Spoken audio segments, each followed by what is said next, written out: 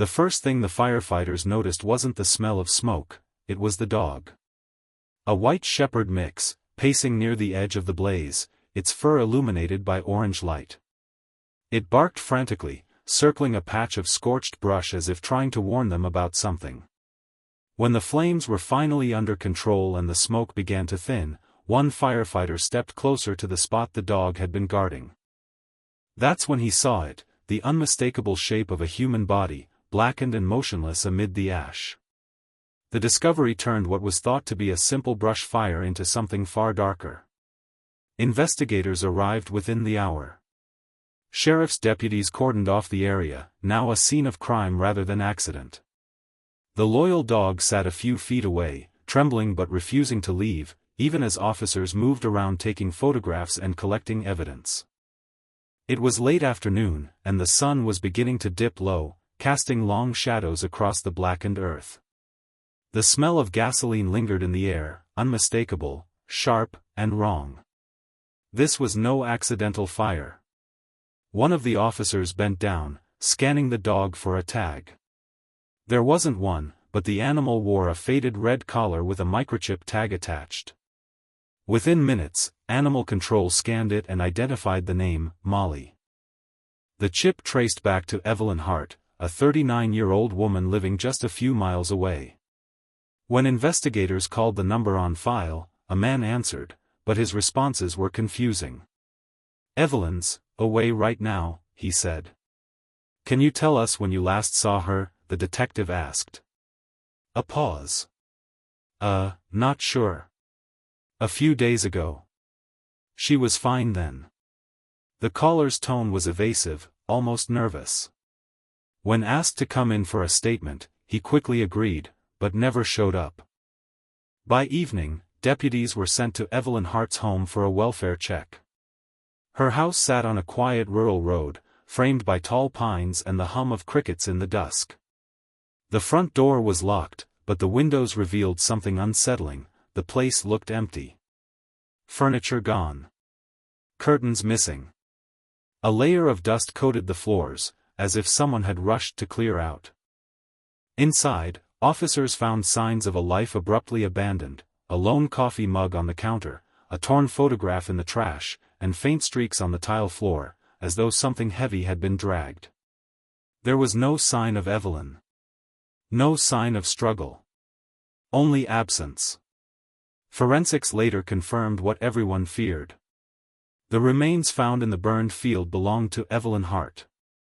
The dental records matched perfectly. But the autopsy uncovered an even darker truth: she hadn't died in the fire. She had been shot, execution style, before the blaze was set. And through it all, the dog, Molly, remained the only living witness. While investigators tried to trace Evelyn's last movements, the dog stayed at the shelter, restless and silent, her eyes fixed on the door, waiting for an owner who would never return. The mystery deepened when detectives dug into Evelyn's background. She was a quiet woman, a freelance illustrator known for her kindness and love of animals. She had recently allowed a relative, her 27-year-old nephew, Caleb Reed, to stay with her after he lost his job. Neighbors recalled seeing his truck in her driveway often, but none had seen him since the week of the fire. Evelyn had mentioned helping him get back on his feet. Now it seemed that kindness might have cost her everything. Investigators soon uncovered surveillance footage that would unravel the case piece by piece, a man matching Caleb's description at a hardware store the day before Evelyn's body was found. He was buying a large plastic bin, a shovel, and a red gas can. And sitting patiently in the back of his pickup truck was a white dog, Molly. The hunt for Caleb Reed had just begun. By the next morning, the small rural county was buzzing with rumors. A woman burned beyond recognition, a missing relative, and a loyal dog that refused to leave the crime scene. It all sounded like something out of a nightmare. Detective Lauren Mitchell, the lead investigator, arrived at the sheriff's office early that morning, coffee in hand and exhaustion already in her eyes. She had spent most of the night reviewing the surveillance footage of Caleb Reed. His movements were too deliberate to be coincidence, walking calmly down the aisles of a hardware store, selecting a plastic bin, a shovel, and a gas can. No hesitation. No panic. This wasn't spur of the moment, she said to her partner, Detective Ryan Cole, as they watched the footage again. He was preparing. Cole nodded. And he had the dog with him. That means Evelyn was already gone by then. The pieces were beginning to align, but one question remained: why? Evelyn Hart was well liked. She kept to herself but wasn't reclusive. Neighbors said she loved gardening, painting, and volunteering at the animal shelter. She had no known enemies. Her only family nearby was Caleb, who had moved in 3 months earlier after losing his apartment in another state. At first, it seemed like a simple arrangement, an aunt helping her struggling nephew. But bank records revealed a growing tension. Over the past few weeks, Evelyn had withdrawn large amounts of cash. Investigators discovered that Caleb had also been selling some of her furniture online, transactions linked to his name and phone number. Looks like he was bleeding her dry, Detective Cole muttered, flipping through the reports. When she confronted him, things probably got ugly. Detectives returned to Evelyn's house that afternoon for a second sweep. In the corner of the garage, behind a stack of old canvases, they found a spent bullet casing. Forensics confirmed it matched the caliber later recovered near the burned remains. Evelyn hadn't stood a chance. But the more they learned about Caleb, the stranger the picture became. He had no steady job, a history of minor theft charges, and a pattern of drifting between relatives' homes. On social media, his posts were erratic, angry rants about people using him, and cryptic messages about starting fresh soon. Detective Mitchell sighed as she stared at the photos pinned to the evidence board, Evelyn's smiling face, the burned clearing, and the still frame from the hardware store security camera, Caleb at the register, paying in cash, the white dog visible through the window. He killed her, set the fire to cover it up, and took off, she said quietly. But he made one mistake. The dog, Cole replied. He left the only witness behind. Meanwhile, an alert was issued across 3 neighboring states for Caleb Reed's pickup truck, a silver 2012 Dodge Ram. His last known phone signal had pinged off a cell tower near the interstate heading west. As the manhunt expanded, Evelyn's friends gathered outside her home, leaving flowers by the mailbox. She was too kind, one of them told a reporter.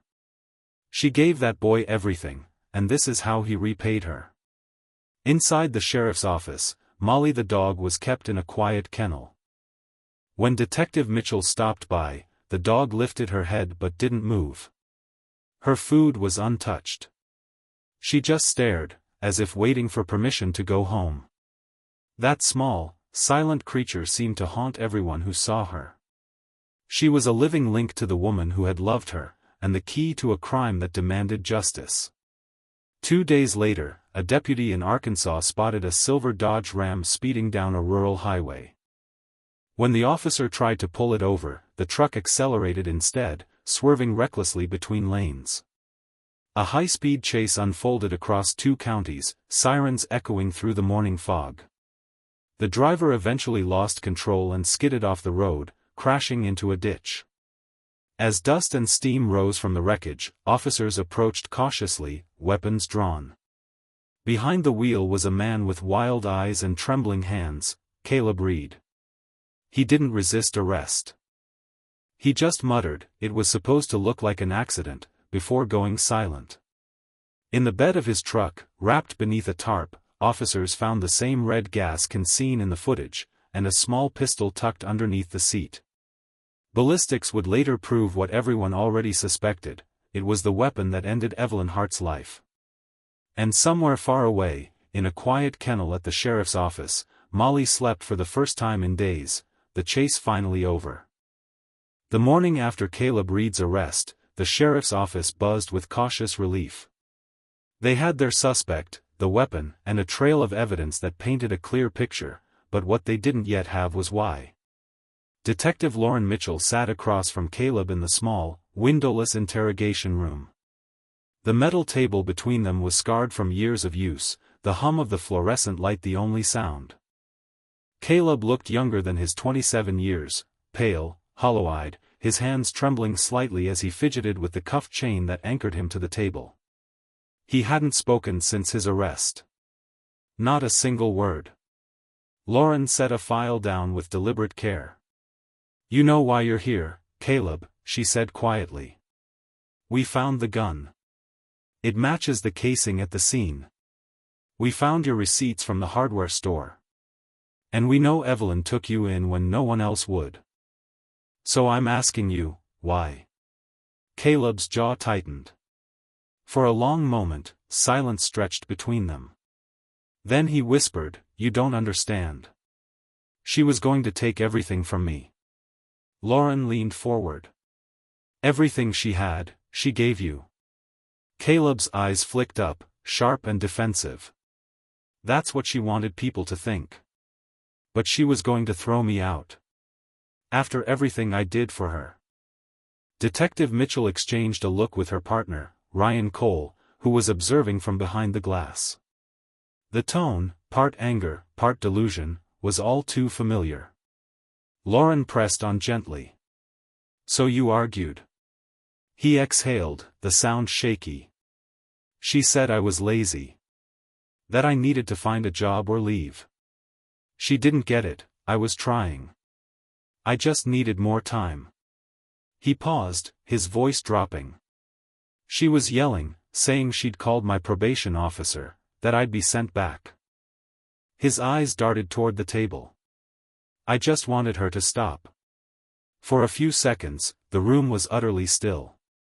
Lauren's voice softened. "So you picked up the gun?" Caleb's eyes glistened, but no tears came. "It just happened so fast. One second she was shouting, the next she was on the floor. There was so much blood." He pressed his palms to his temples. "I panicked. I didn't mean for the fire to get that bad. I thought it would make it all go away. But it hadn't. Instead, the blaze had brought firefighters, and Molly." Lauren's voice was calm, but the ache in it was real. "She trusted you, Caleb. She gave you her home, her food, her kindness. And when you killed her, the only one who stayed behind for her was that dog." Caleb's expression flickered, guilt and confusion crossing his face. "She wouldn't leave," he muttered. "Molly kept following me when I took Evelyn to the truck. I tried to push her away, but she just stood there. Like she knew." He shook his head. "That dog wouldn't stop barking when I lit the fire. It's like she was screaming at me." Detective Cole entered the room then, laying a series of photographs on the table, the charred field, the shovel, the burned plastic bin half melted by heat. "You planned this," he said flatly. "You didn't panic. You bought everything the day before. You knew exactly what you were going to do."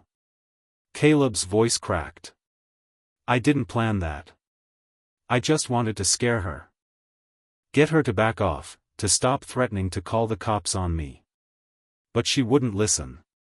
She said she was done with me." Lauren watched him carefully. His words tumbled out, a mixture of excuses and guilt, but beneath them was something else, resentment. To him, Evelyn's kindness wasn't a gift. It was control. And when that control threatened to end, he lashed out. Hours later, when Caleb was escorted back to his holding cell, Detective Mitchell lingered in the hallway. "He'll plead temporary insanity," Cole said quietly, watching her expression. Lauren shook her head. "No. He's not insane. Just selfish. He couldn't stand being told no." That night, Lauren stopped by the animal shelter on her way home. Molly stood at the front of her kennel, tail low, eyes soft and uncertain. "Hey, girl," Lauren whispered, crouching down. "You did good. You stayed with her." The dog pressed her nose to the bars, and for the first time in days, her tail wagged faintly. Back at the station, Caleb Reed's confession was typed, signed, and filed. He had admitted everything, the argument, the shooting, and the attempt to burn the evidence. But as Detective Mitchell read through the report one last time, one detail stuck with her: Evelyn had been shot once, point blank, from behind. She never even saw it coming. The confession gave detectives a timeline, but something about Caleb Reed's story still didn't sit right with Detective Lauren Mitchell. She'd seen impulsive murders before, acts of rage, fueled by fear or desperation. But Caleb's methodical preparation, the bin, the shovel, the gas can, didn't fit the picture of someone who just snapped. In her gut, she knew there was more. 2 days after the confession, Lauren returned to Evelyn Hart's home for a final evidence review. The house was still and silent now, stripped of warmth and color. But inside Evelyn's studio, a small room filled with canvases and brushes, Lauren noticed something new. A painting stood half-finished on the easel, a portrait of a woman holding a white dog. The woman's face, though only partially complete, showed an expression of quiet hope. Lauren's throat tightened. She was painting Molly, she murmured. Her partner, Detective Ryan Cole, nodded. She probably started that the week it happened. There's a coffee mug with wet paint on it, like she just got up for a break and never came back. Lauren turned toward the small bookshelf near the window. Between stacks of sketchbooks, she found a thin folder labeled Caleb. Inside were printed emails, exchanges between Evelyn and her bank. She'd been reporting unauthorized withdrawals, trying to freeze an account that Caleb had access to. It was dated 2 days before the murder. Looks like she was cutting him off, Cole said, scanning the papers. He knew he was about to lose his last source of cash. Lauren nodded slowly. So he killed her before she could. Back at the sheriff's office, prosecutors worked quickly to prepare formal charges: first-degree murder, arson, and theft. But Caleb's public defender was already spinning a different version of events, that he'd suffered a mental breakdown, triggered by stress and substance abuse. The press latched onto the story, turning Evelyn's quiet tragedy into a headline. News vans lined the courthouse steps. Talk shows debated crime of passion versus premeditated greed. But for the people who knew Evelyn, none of it mattered. They just wanted her remembered for the life she lived, not the way it ended. When the trial began months later, the courtroom was packed. Caleb appeared thinner, pale beneath the harsh fluorescent lights. He avoided the crowd's gaze as he was led to the defense table, wearing a plain gray suit provided by his attorney. Evelyn's best friend, Margaret Daniels, sat in the front row clutching a photograph of her, smiling, hair tied back, Molly's head resting on her lap. The prosecution's case was airtight. They presented the hardware store footage, the receipts, and the gas can found in Caleb's truck. Then came the most powerful piece of evidence, the ballistics report. The bullet pulled from Evelyn's remains matched the pistol recovered from Caleb's vehicle, a weapon registered in his own name. During cross-examination, the defense tried to argue that Caleb's actions were the result of psychological instability, claiming he had no memory of lighting the fire. But Detective Mitchell's testimony dismantled that claim. He said, and I quote, "She told the jury, I thought the fire would make it all go away. That's not confusion. That's intent." The courtroom fell silent. Caleb lowered his head, avoiding her eyes. Over the following days, the prosecution painted a chilling picture: a man who saw his aunt not as family, but as an obstacle. They described how Evelyn had been his last lifeline, how she had tried to help him recover from past mistakes, and how her compassion had been repaid with betrayal. When it was Caleb's turn to speak, his voice was subdued. "I didn't want to hurt her," he said, glancing briefly at the jurors. "She was all I had. I just wanted her to stop threatening to call the cops. It got out of control." The prosecutor rose slowly. "You brought a gun. You bought a gas can. You bought a shovel. Those are not the choices of a man out of control. They are the actions of someone planning a cover-up." The words hung heavy in the air. From the gallery, Margaret Daniels began to cry softly, clutching the photo tighter. When closing arguments ended, the jury retired for deliberation. The wait was long, the atmosphere thick with tension. Outside, rain pattered against the courthouse windows, echoing faintly through the halls. After 7 hours, the jurors filed back in. Their faces were solemn. The foreperson stood. "We, the jury, find the defendant, Caleb Reed, guilty of murder in the first degree." Caleb's head dropped. The judge's voice followed swiftly, life in prison without the possibility of parole. In the audience, Margaret whispered through tears, "Thank you, Evelyn." But justice, Lauren thought, never really erased loss. It only marked where it began. After the verdict, Lauren drove out to the shelter one last time. Molly had been adopted by a friend of Evelyn's, a quiet woman with a gentle smile and a large yard. When Molly saw Lauren at the gate, she bounded over, tail wagging, her eyes bright again. "You're home now," Lauren whispered, running a hand through her fur. She'd like that. Outside, the rain had stopped. The air smelled of wet earth, clean, fresh, alive. For the first time since the fire, there was peace. Months passed after the verdict, but the echoes of Evelyn Hart's murder lingered through the quiet countryside like a shadow that refused to fade. The burned field had long since healed, green shoots pushing through the blackened soil. Nature, it seemed, had moved on.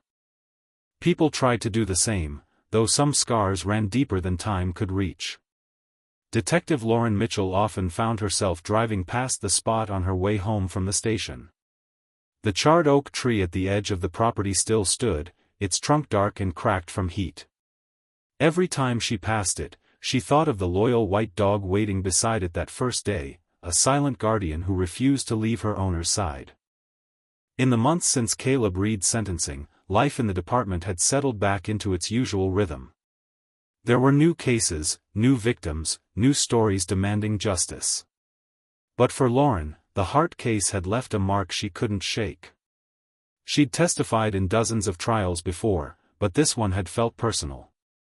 Maybe it was Evelyn's quiet goodness, the kind of person who opened her home to someone everyone else had given up on.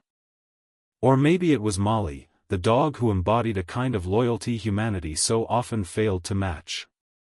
Late one evening, Lauren sat in her office reviewing paperwork when her phone buzzed. It was an incoming call from Margaret Daniels, Evelyn's closest friend. "Detective Mitchell," the voice said softly. "I just wanted to let you know. Molly's doing really well." Lauren smiled faintly. "That's good to hear. How's she settling in?" "She still waits by the window sometimes," Margaret said. "Like she's expecting Evelyn to come back. But she's happy. She runs in the yard every morning. Eats well. Sleeps beside my bed." A pause. "You know, Evelyn used to say dogs understand more than we think. I believe that now." Lauren's throat tightened. "I think you're right." After hanging up, she sat in silence for a while, staring out the window at the fading evening light. The Hart case was officially closed, but in her mind, it felt unfinished, not because of missing evidence, but because of what it revealed about people. Caleb had destroyed the one person who still believed in him. And yet, in the courtroom, when the sentence was read, he hadn't lashed out or pleaded for mercy. He'd only whispered, "I didn't mean for it to happen." Lauren had seen that kind of remorse before, the kind that came not from empathy, but from realization. He wasn't sorry for killing his aunt. He was sorry for losing his last safety net. Still, justice had to be measured by the law, not emotion. A few weeks later, a letter arrived at the sheriff's office addressed to Detective Mitchell. The handwriting was neat but hesitant. Inside was a short note. "Detective Mitchell, I know I can't undo what I did. I just wanted you to know, I think about it every night. I see her face. I see the fire. I see the dog. Caleb Reed." Lauren folded the letter and set it aside. She didn't respond. There was nothing left to say. Spring arrived early that year. The wildflowers bloomed along the edge of the old burned site, and for the first time, the place looked almost peaceful. Margaret visited often, leaving small bunches of lilies at the base of the oak tree. She'd bring Molly along, and the dog would sit quietly beside her, head tilted, as if understanding. One afternoon, Lauren stopped by. She hadn't planned to, she'd just been driving and found herself turning down the familiar dirt road. When she pulled up, Margaret smiled faintly. "Didn't think I'd see you here today." Lauren shrugged. "Couldn't stay away, I guess." They stood together in silence, watching Molly sniff the grass. The breeze carried the scent of pine and damp soil. She loved this spot, Margaret said. Evelyn used to bring Molly here on walks. Said it helped her think. Lauren nodded. "It's quiet now. Peaceful." Margaret looked at her. "Do you ever stop thinking about it? The cases?" Lauren hesitated. "Not really. You just learn to live with them. The good ones remind you why you do the job. The bad ones remind you how much it costs." Margaret nodded, understanding. As the sun began to dip, Molly walked over to Lauren and sat beside her. For a moment, the detective smiled, a rare, quiet smile that softened the weight in her chest. "You picked the right home, girl," she murmured. Molly tilted her head, tail wagging once before settling down in the grass. For the first time since the investigation began, Lauren felt something close to closure, not because justice had been served in court, but because life, in its fragile way, had begun again. And as the sky turned shades of gold and violet, the burned field whispered with the sounds of evening, proof that even in places touched by tragedy, new beginnings could still take root. A year had passed since Caleb Reed was sentenced to life in prison. Time had softened the edges of the story, but it hadn't erased it. In the small Georgia county where Evelyn Hart once lived, people still spoke her name with quiet affection, the woman who painted flowers, loved her dog, and helped anyone who needed it. The fire that once scorched the land had given way to green again. Wild grass swayed where ash had been, and the wind that moved through the trees no longer carried the acrid sting of smoke. Life had returned, just as Evelyn would have wanted. Detective Lauren Mitchell sometimes wondered if cases like this ever truly left her. They were like faint scars under the skin, healed, but always there. She had seen hundreds of tragedies in her years on the force, but something about Evelyn's case had settled deep in her bones. Maybe it was the quiet cruelty of it, or maybe it was the loyalty of a white dog who refused to leave her owner's side. On the anniversary of Evelyn's death, Lauren visited her grave. The small cemetery lay at the edge of town, shaded by oak trees heavy with spring leaves. Someone had already been there, fresh flowers rested against the headstone. Lauren brushed away a few fallen petals and read the inscription. Evelyn Marie Hart, beloved friend, artist, and soul of kindness. Gone from sight, never from heart. The simplicity of it was perfect. From behind her, a soft voice said, "I thought I might find you here." Lauren turned. It was Margaret Daniels, dressed in a light blue coat, holding Molly on a leash. The dog wagged her tail as she trotted closer, tail brushing against Lauren's leg. "Hi, girl," Lauren said, kneeling to scratch behind her ears. Molly leaned in, pressing her head against Lauren's hand, eyes gentle and calm. "She still remembers you," Margaret said. "Every time she sees a police car, she perks up. I think she still connects it to Evelyn, to that day." Lauren nodded. "Maybe she remembers more than any of us want to." They stood together in silence for a moment, the breeze carrying the soft sound of wind chimes from somewhere nearby. "You know," Margaret began, "people in town still talk about it.